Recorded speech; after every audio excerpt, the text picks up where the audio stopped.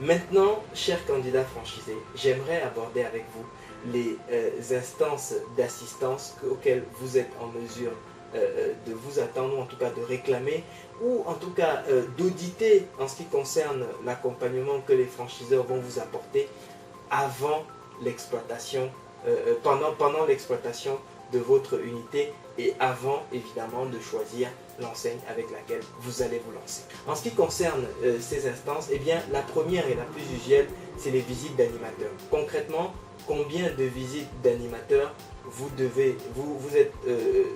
pouvez exiger de votre franchiseur chaque année? Ça, c'est le premier point. Le deuxième point que vous allez demander, c'est la formation continue. Est-ce que des formations continues sont prévues pour pouvoir vous permettre de rester performant, de garder une longueur d'avance sur votre marché ou pas? Troisième niveau, c'est les commissions. C'est-à-dire concrètement, c'est ces instances dans lesquelles vous pouvez prendre la parole en tant que candidat franchisé et faire vos retours terrain, les intégrer dans le concept pour pouvoir continuer à bénéficier d'un concept performant. Donc, est-ce qu'il y a des commissions produits? Est-ce qu'il y a des commissions marketing? Et concrètement, à ce niveau-là, comment est-ce que les choses sont organisées? Ensuite, les réunions régionales, c'est-à-dire ces instances là où les franchisés peuvent parler ensemble, discuter de ce qui va, de ce qui ne va pas en ce qui concerne spécifiquement leur région, leur marché local. Est-ce qu'il y a un concurrent qui commence à naître? Est-ce que les autorités locales sont plus favorables ou moins favorables au développement de l'activité sur le territoire local?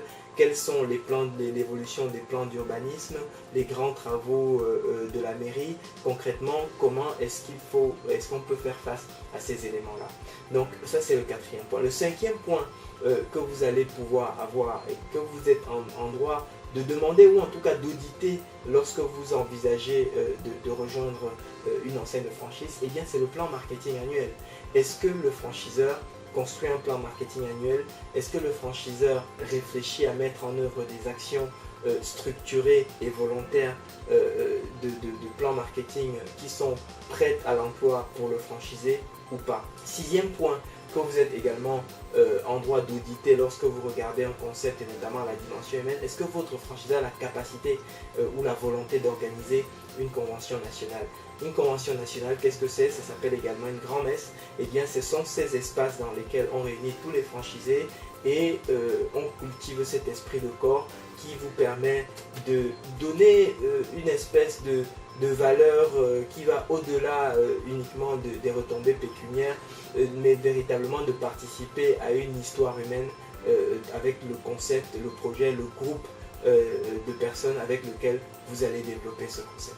Donc voilà les 6 éléments que vous êtes en mesure d'auditer lorsque vous vous intéressez à un concept. Ce qui est important ici, c'est que cette dimension est très souvent sous-estimée à tort par les candidats à la franchise. Pourtant, le succès de l'enseigne sur laquelle vous allez miser dépend à plus de 70% de la qualité de ses dirigeants et de l'aide qu'ils vont pouvoir vous apporter réellement.